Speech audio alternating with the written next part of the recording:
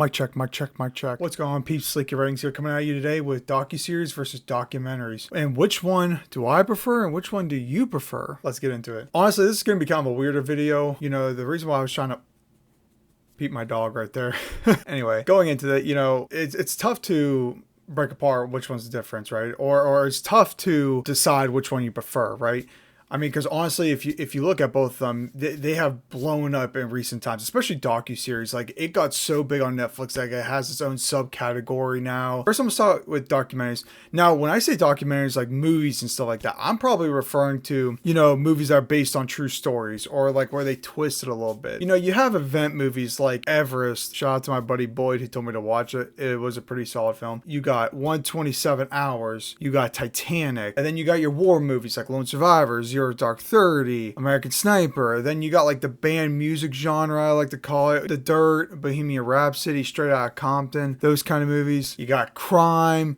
Those are going to be like Catch Me If You Can, Public Enemies, Wolf on Wall Street, you know, where they're also based on true stories, but some of it's maybe distorted. War Dogs is another one that's a more recent one. Then you got your sports movies, which are kind of cool too, like Moneyball. You got The Blind Side. You got Ford versus Ferrari. Overall, you know, the documentary style movies, you know, based on true stories are awesome. The one caveat I always thought though with those kind of films, especially like the events like Everest, Titanic and all of them, like, bro, let's just get to the point, right? Like when you watch Titanic, obviously you're watching for the love story, you're watching it for, you know, the story build up and how the event occurs. Same with Everest, where like a lot of people died, a whole group died going up to Mount Everest because of a big storm. The whole point though, we're just trying to get to the meat and potatoes, right? We're trying to get to the whole event that occurs. Titanic, big example. We all know what happens. We just want to see the big exciting, well, not exciting, but the big action style event that occurred. If I watch one of those movies based on true story, I tend to watch all of them, but when it comes to like the event one specifically, like the ones I was just mentioning, I kind of sometimes just hold my breath because yes, it's a great film. Like Titanic is a great classic film, but my thing with it is that, again, you're building up to the big event, right? So, and honestly, it could be really slow up until that point because you're like, okay, yeah, we gotta get backstories. Yeah, we gotta understand all this stuff. Other movies, you know, the band style, like Bohemian Rhapsody, The Dirt, war movies like Lone Survivor, Dark 30, crime movies, you know, and sports, all that kind of stuff. I think those are kind of cool. I like those more preferably just because that it's more of a biography and more of like the whole thing that occurred. War movies is kind of its own separate thing. I probably shouldn't throw that in there because war movies is like the whole thing is like based on the mission or event that occurred. And I'm not saying like the actual event movies like Titanic stuff aren't the same thing, but war style movies are just a little bit different. But specifically with the band style or the music style and with the crime style movies and sports, those are kind of cool just because, I don't know, it's kind of wholesome. And I'm not saying like the event style movies aren't wholesome by any means, but I just tend to not like those as much. I don't know. I want you guys to comment down below. Let me know what you think. Honestly, if I had to give 3 off the rip that I recommend you definitely watch, and you know what? Let's just do 5, one from each category. All right. So if I had to go to events, I would say probably Titanic. I would say definitely watch out of all those different style movies. I mean, Titanic is a staple. It shows you how possibly the ship went down, that kind of thing.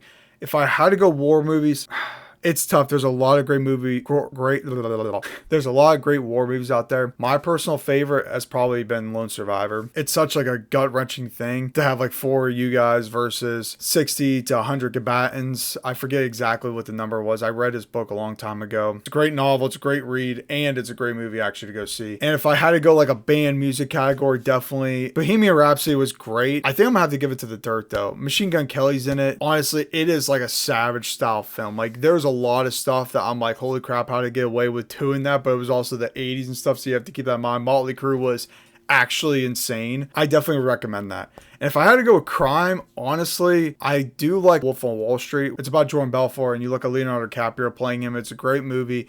There's most of it he was saying like is true, but maybe over exaggerated, if you will. If you watch any of his podcast stuff, he does. I personally though, I'm gonna go with Public Enemies. Johnny Depp plays great in it, and it's about John Dillinger. I honestly think Public Enemies, I love that movie for a long time. Now granted, it can be a little bit slower at some points, but it's really cool. It's, I mean, during the time where robberies were going on, the Tommy gun, all this cool stuff. Yeah, and I just have to give it to that. Johnny Depp plays a great role in that as John Dillinger. That's a great movie. I definitely recommend that. And if I go to sports, honestly, Moneyball was great. The Blind Side, those are great films as well. But me personally, just what I like, We Are Marshall, that's another good one. But me personally, I'm gonna have to go with Ford versus Ferrari. I do like racing. I don't watch it as much as what I used to. But Ford versus Ferrari is a really cool film. A lot of great actors and actresses in there, mainly actors. But it's just a cool movie about the whole Ferrari versus Ford race that Ferrari is still and was then even at the top of its game. It was at the top of its game. And then you had Ford coming in here like, let's make this thing called the Ford GT. And they beat it. Spoiler alert, by the way. Yeah, spoiler alerts in this. Sorry, I probably should. I keep forgetting to throw that in the beginning. But anyway, hopefully I get better, guys. Ford versus Ferrari. I'm locking that in as my sports. Definitely, those are like the top 5 off the rip in my head. Let's go with docuseries. Docuseries are different. If I'm not mistaken, guys, and you guys correct me if I'm wrong, I'm pretty sure the big docuseries that blew up, that really started this whole train on docuseries, was the Jeffrey Dahmer one. He was known to be a serial killer and he did heinous type acts, but that got Netflix's interest to be like, there's a market for docuseries. So they made a bunch of different ones. There's other docuseries out there, but primarily they focus on crime style, real life events. I'm not saying like anything else wouldn't be great, but let's be honest here. The crime ones are so cool because you have like internet sleuths. You have people like jumping into this. And another big one that sparked a lot of interest was the Cecil Hotel docuseries about like the ghetto hotel, if you will, in California on Skid Row. That's another big docuseries. I remember when that came out, it was huge. I think that came out when I was in college. But regardless though, there are plenty out there. And honestly, if I had to choose, it's tough because movies based on true stories obviously are not real. They're just based on true events. So those are always cool to watch. But I think, guys, I'm a docuseries person. What they tend to do, kind of like what the History Channel did when we were all kids watching it, they reenact it,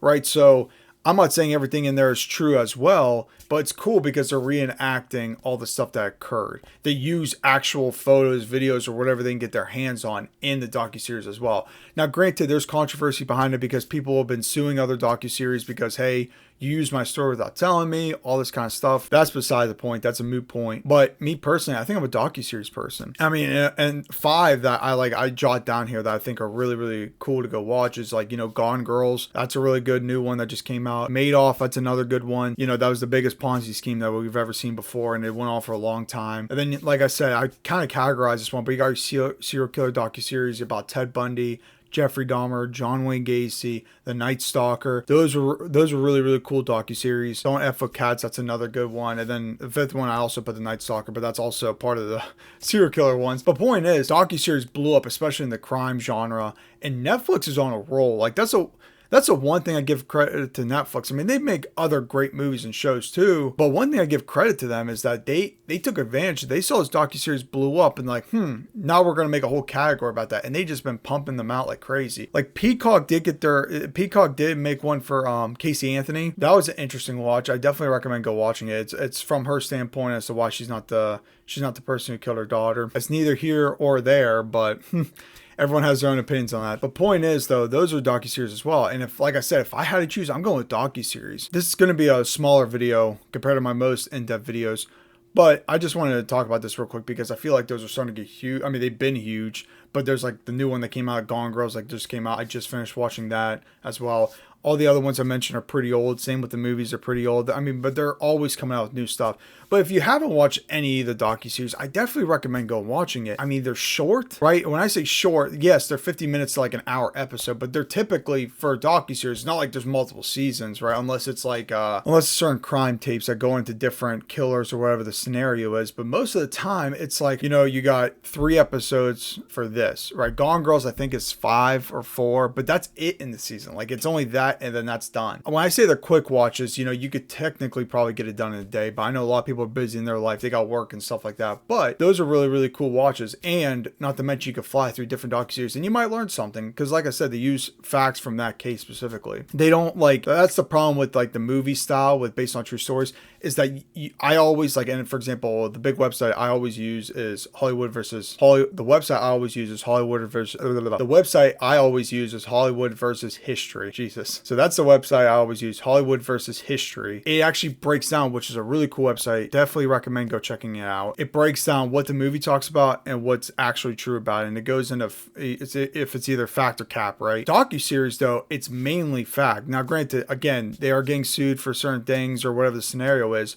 But regardless, though, it's just all based on the event, kind of like what the History Channel did with reenacting. But that's going to be it for today's video. You guys comment down below whether or not you're more of a movie style based on true story person, or you like the docuseries, you do like them, you don't like them. I don't know. Drop the comments down below. I'd love to read about it. But anyway, guys, that's going to be it for today's video. I'm out, guys. I'll see you.